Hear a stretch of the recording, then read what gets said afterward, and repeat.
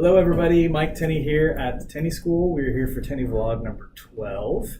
And today we're going to talk about student-teacher rapport.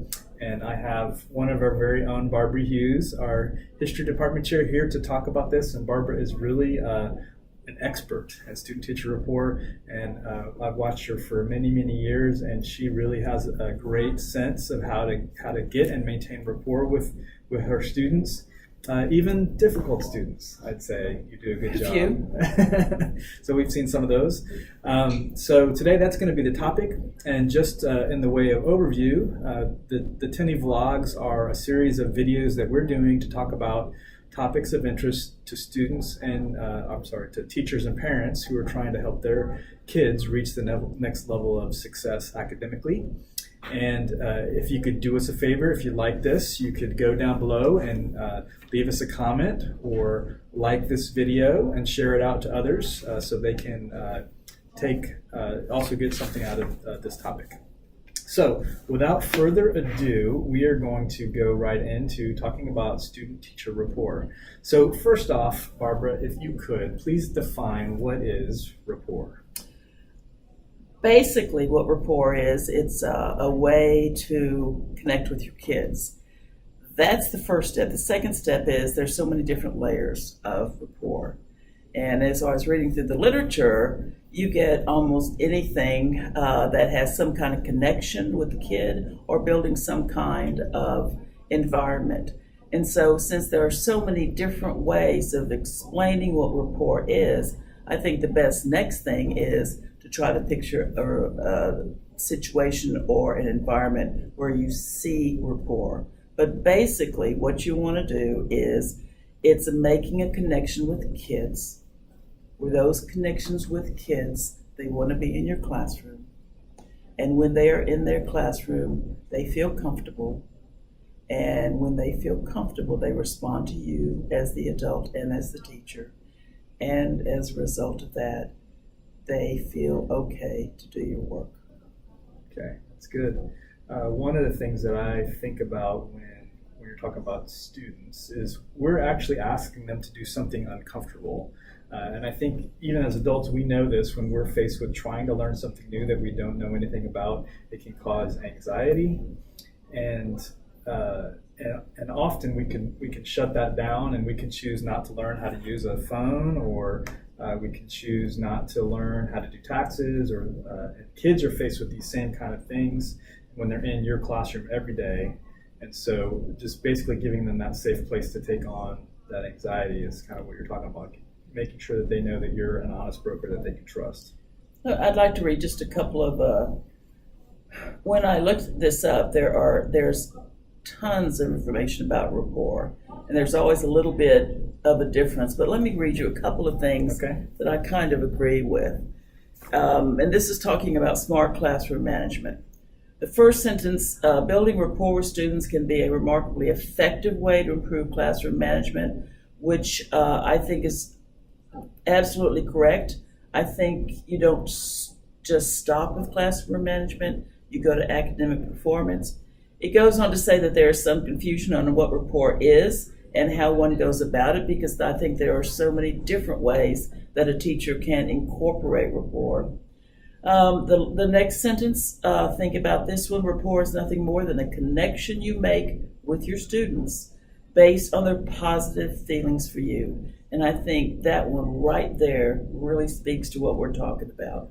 When they like you and trust you, and when you in turn like and believe in them, you'll form a bond that makes classroom management a lot easier. And I would also like to add academic performance a lot easier. Okay.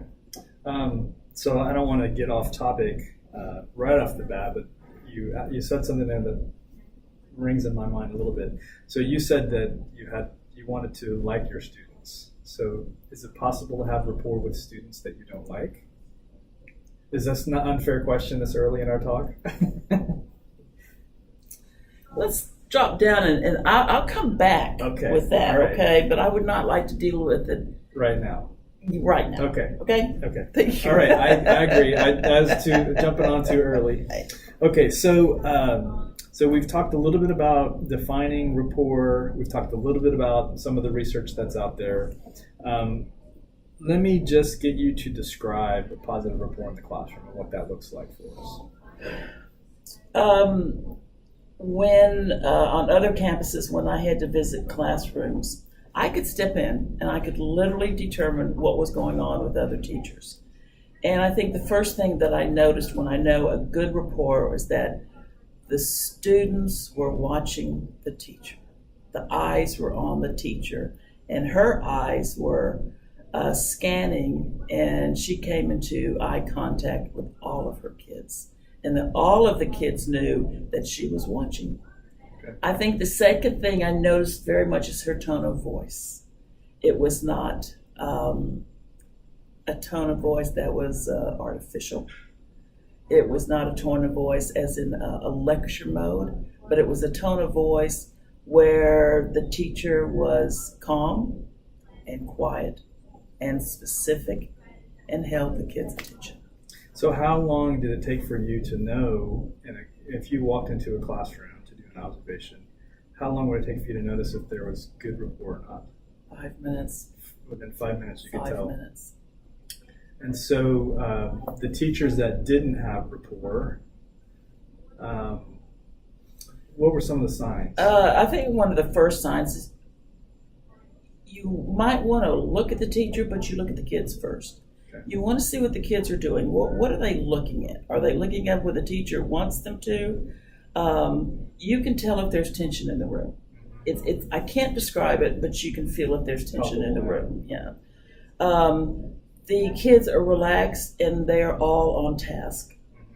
And when the teacher's walking around, not standing up, but when she's walking around and checking, and the kids are anxious for her to check her work, for checking their work, or she's anxious and really giving them some really good feedback like, man, you've done a good job today, or yesterday I've seen improvement. And when she gives those little bitty assessments and little bitty words to them, you can see that they have this, oh goodness, I'm doing an okay job.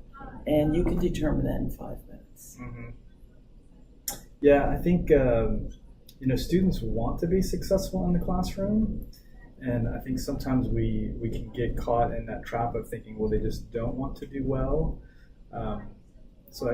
They want to do well in the classroom, but sometimes when they feel they're not going to do well, they choose to behave otherwise. Yeah. And, a lot of the kids, a lot of it is respect. And the respect is you can determine it very quickly about how the kids are treating the teacher and how the teacher's dealing with the kids. Sure. She's not a correctional officer. Right.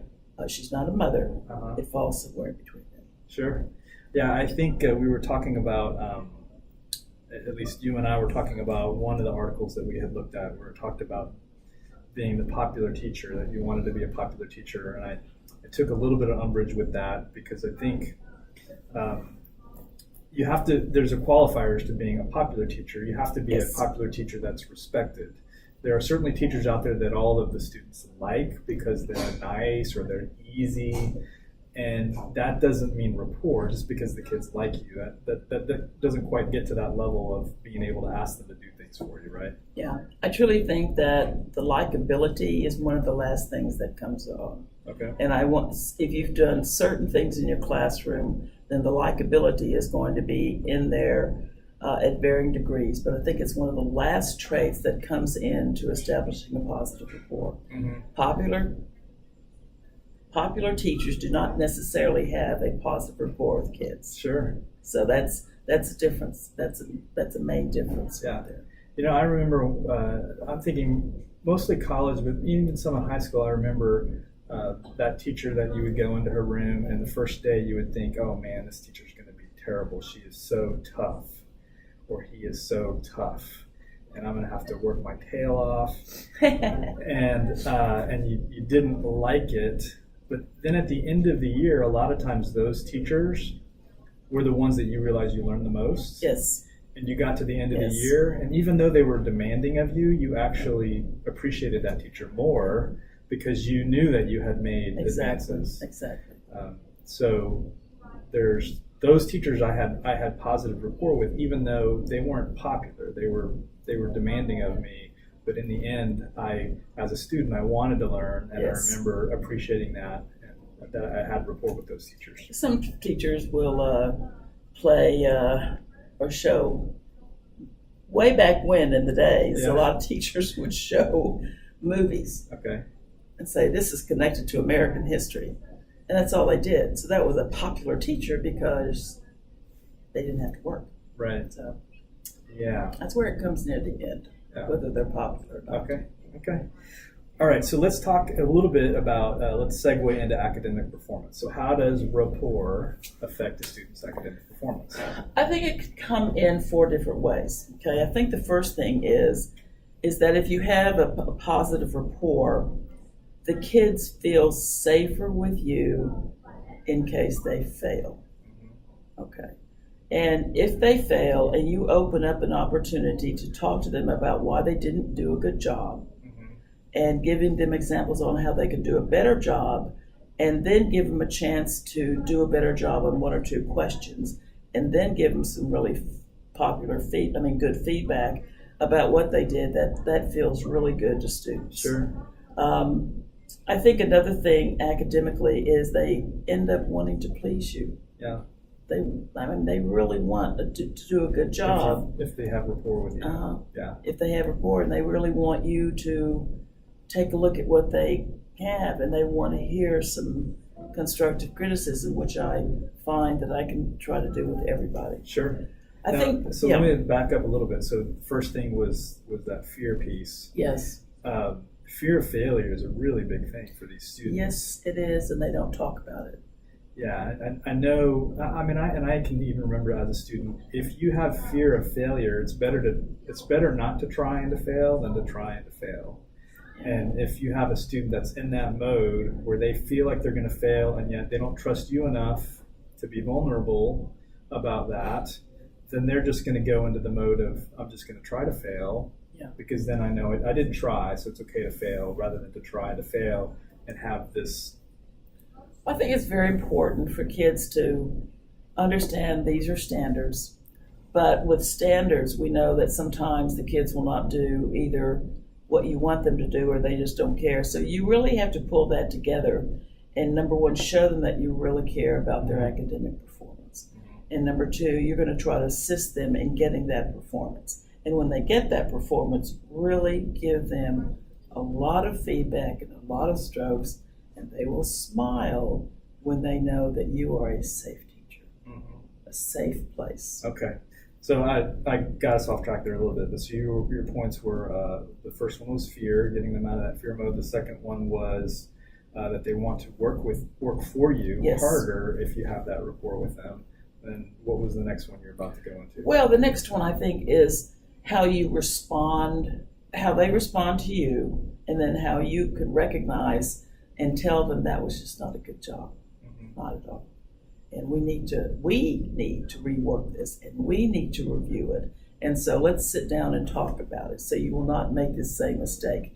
And I guess it's showing that you are concerned about how they're doing. And when they don't do well, you take it upon yourself to also acknowledge that you're not doing well and I want to help you and that you're sincere. So let's take the next step and see what we can do. And it's really building a trust that if they fail, they're still okay people. Okay. So do you think, this is maybe a little bit of an off topic, but do you feel like students today expect more success than students 20 years ago?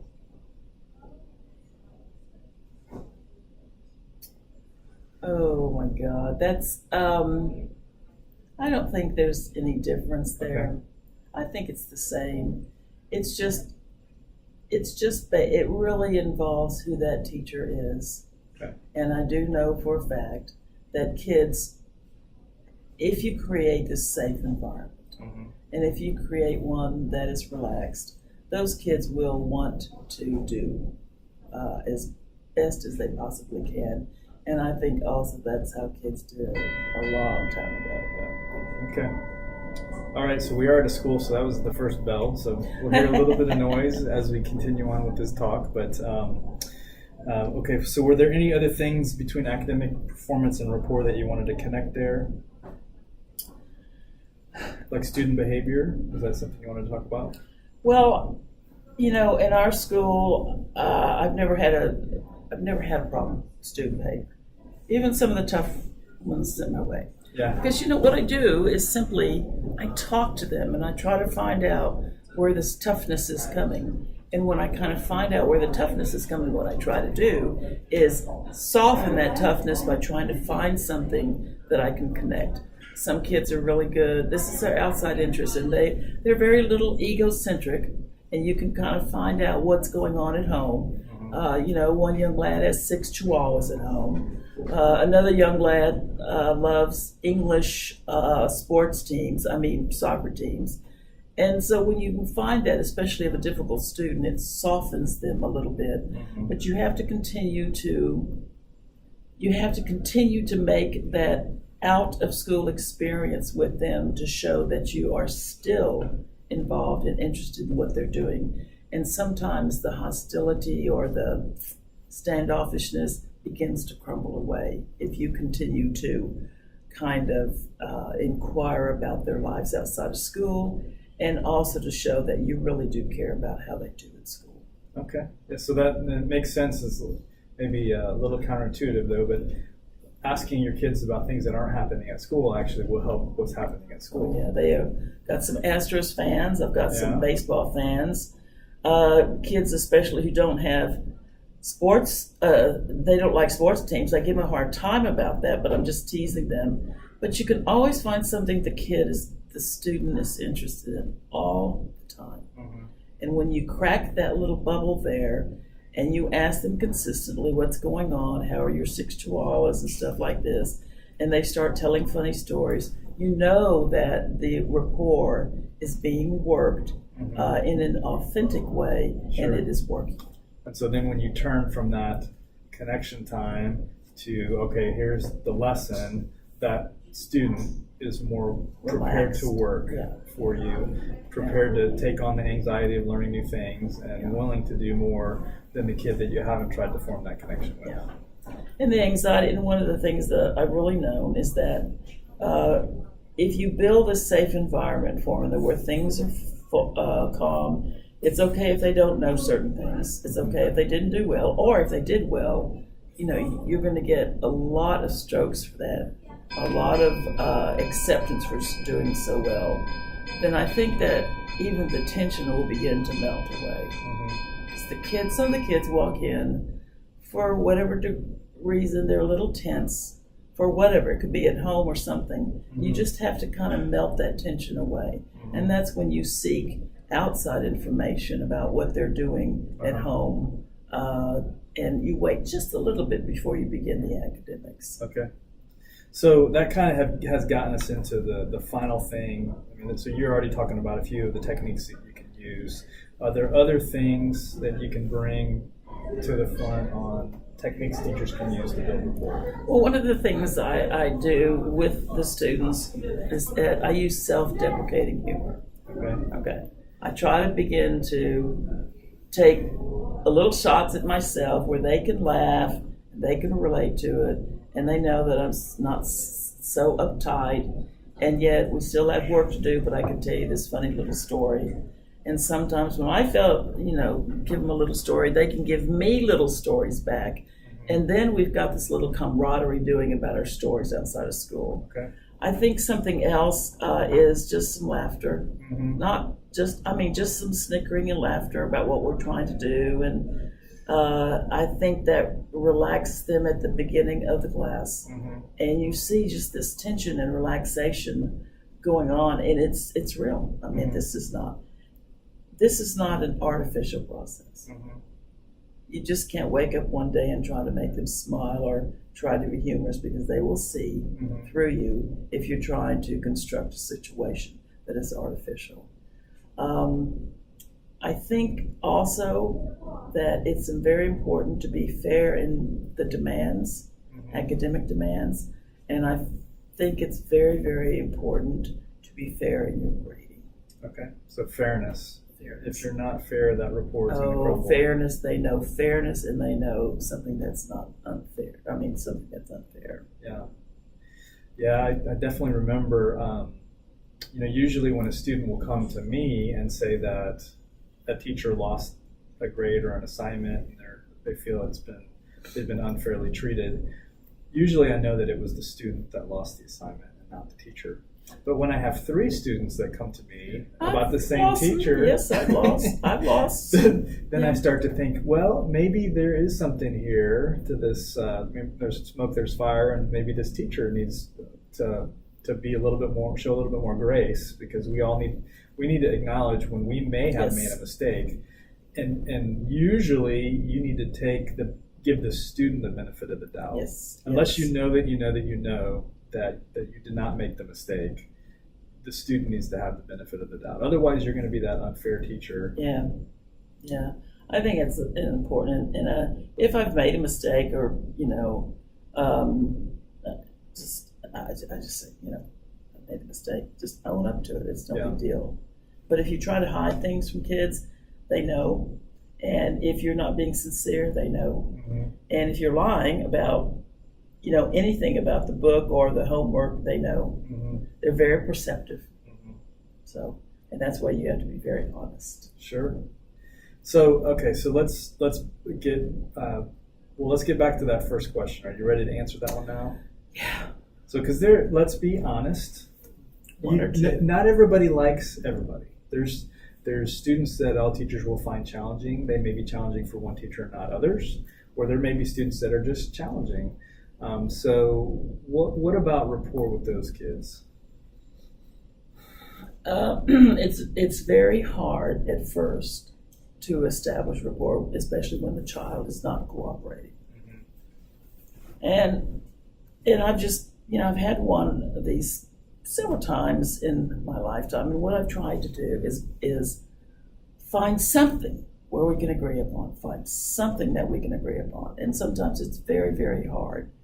You take, you give these same assignments, you give the same lectures, but the one thing that I have used and have seen it works pretty good is just to crack that kid's exterior. Okay.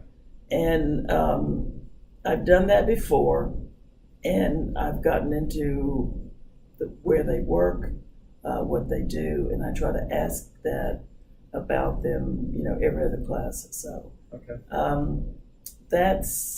It's difficult, but that's what I've tried to do, and it's worked to some degree. Mm-hmm. What about, so let's talk about so you have a style, right? Yes. So you have a sense of humor. Yes. Some of us aren't as funny as you are. Oh, yeah. So you've described some of the techniques you have used. What other but there's different types of styles. Oh, yes. What are some other styles that you've seen out there that have been really effective to developing rapport? It often depends on the age of the student. Okay. And the age of the teacher, maybe, And too. Since I cannot speak about little ones, okay, or middle ones, Okay. I do have to speak with the high school students. Okay. And sometimes that is harder. Yeah. Okay. I think the high school students are very interested in your being honest with them, and that you're not punitive with them because they're high schoolers, and that you still see sometimes, although they're high schoolers, they have sometimes tendencies and traits that are of still middle schoolers. Yeah. And I do think that you have to deal with that, but they want you to be fair, honest. And I think that's the most important thing. I think that a lot of the students would be, and we've said this before, a lot of students take time to try to get better. Mm-hmm. Sometimes they can't get as better as they want. But I think if you have the rapport and you will work with them on things they're not understanding and say, I see that you don't understand this, and that it's okay. If you do all of those things, I think it's going to work into an environment in your classroom that they know that you care, whoever you are, Sure. and that you're going to try to do the best you can to teach them what you think is important. Sure. They laugh at me sometimes because I toss stuff out and say I don't teach this, Uh-huh. and they kind of laugh at it because they're used to teaching the entire book, which Uh-huh. we can't do. Yeah. And I think the probably the most important thing is at the end of the day or at the end of the class, just say something that's kind of cute. Yeah. And what I say many times is, don't go hurt any of your other teachers. And they start laughing and laughing and laughing. And it's just a little like, make sure your day is good, Yeah. and make sure you treat people the way you should. Sure. And that's kind of an ending salvo there. Yeah, I mean, at the end of the day, we work with children. Yeah. And sometimes they make you mad, but you have to stay the adult and Yeah. realize that these kids are developing, and that we may have made our teachers mad in the same way when I was a teenager. Yeah. Even if they make you mad, say, you know what? You made me mad today. This is why, but I'm over it. So go on about your business. I'll see you tomorrow. Okay. So, there's nothing wrong with telling the kids that you're mad at them. Disappointed. Yeah, disappointed, mad, Mhm. whatever. Okay. I think it's okay. It's okay. They just want you to be honest, real. That's all. In the end, high schoolers want you to be honest. Okay. Any other points you want to bring out about this topic of student-teacher rapport? Something I forgot to ask you about. I think the last thing is that every teacher has to develop it. I don't think all teachers can develop it and do the same types of things. Mhm. I think I would warn against teachers who try to artificially insert things that they think will develop rapport. Mhm. This is why you can take a definition of rapport, but you cannot necessarily teach step by step what you can do. So it's a very individual process. Okay. And I think the one thing that you can do is if you see a lack of rapport, that's where I think another teacher could come in suggesting things. But it is a very personal selection of things that you're Sure. going to do with the kids. Yeah, teaching is a craft. That Yeah. It's not just something that you go to school, you learn certain techniques, but Yes. you have to learn the craft. You have Yeah. to spend time in it. And I think what you're alluding to, and I agree with, is the way you as a teacher develop rapport is your craft, and you need to figure out how you can do it That's personally. And you do have to create it. Mhm. I mean, you have to craft it, you have to create it, you have to build it, because the students are not going to do it. Mhm. And so you have to create what's going on here and make adjustments as necessary, based on the kids that you've got. And sometimes the rapport looks different in one room versus in another. But if you have a teacher who's having difficulty, they really have to rethink what they're doing, because they may not necessarily follow ways to establish rapport, because it may be artificial for them. And if it's artificial, then the kids have no respect for what's going on. Yeah. Okay. All right. Well, Barbara, I want to thank you for doing this for us, and your many, many years of wisdom and Watch the many, not too many. Not too many. and developing rapport with students. And I again would say, this is really an expert, and I've seen Barbara year after year after year have great rapport with all of our students, which is not easy to do. No, but it can be done. It can be done. Yeah. So we appreciate you letting us in on your. You're on quite your welcome. wisdom. And once again, if you like this, we'd love for you to like the video or leave us a comment below. That way you're more likely to see videos as we put them out in the future. And that's about it for vlog number 12. Thank you guys for joining us. Thank you.